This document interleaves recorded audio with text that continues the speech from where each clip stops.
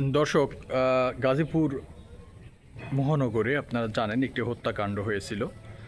সাংবাদিক তুহিন হত্যা কেন্দ্র করে বিভিন্নভাবে কয়েকদিন শোরগোল আপনারা জানেন। তো সেখানে সার্জিস আলম তৎক্ষণাৎ একটা ফেসবুকে পোস্ট দিয়েছিল বিএনপিকে জড়িয়ে।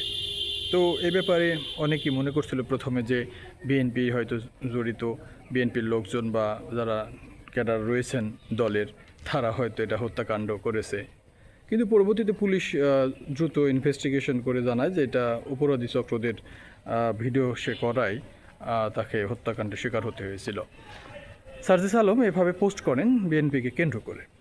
যাক, সেটা মনক্ষুণ্ণ হয়েছেন বিএনপির মহানগরের এক নেতা তানভীর সিরাজ। তিনি বিএনপির এই ভাবমূর্তি নষ্ট হয়েছে এই অভিযোগ করে আদালতে সার্জিস আলমের বিরুদ্ধে একটা মামলা দায়ের করেছেন।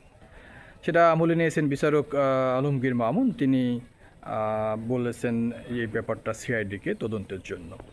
তো বিচারক যখন সিআইডিকে তদন্তের জন্য দিয়ে দিয়েছেন, তার মানে মামলাটি আমলে নেওয়া হয়েছে। সার্জিস আলমের পক্ষে আগামীতে কী ধরনের বিবৃতি আসে সেটা আমরা দেখব।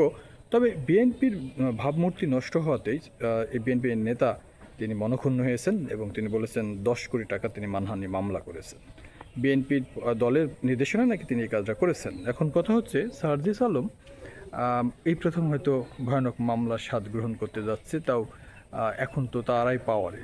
সার্জিস আলমের বিরুদ্ধে অভিযোগ যখন আনা হয়েছে, তো এখন দেখা যাক কী ধরনের তিনি ব্যবস্থা নেন, তার পক্ষ থেকে তিনি কী ধরনের অ্যাগেনিস্ট গ্রহণ করেন।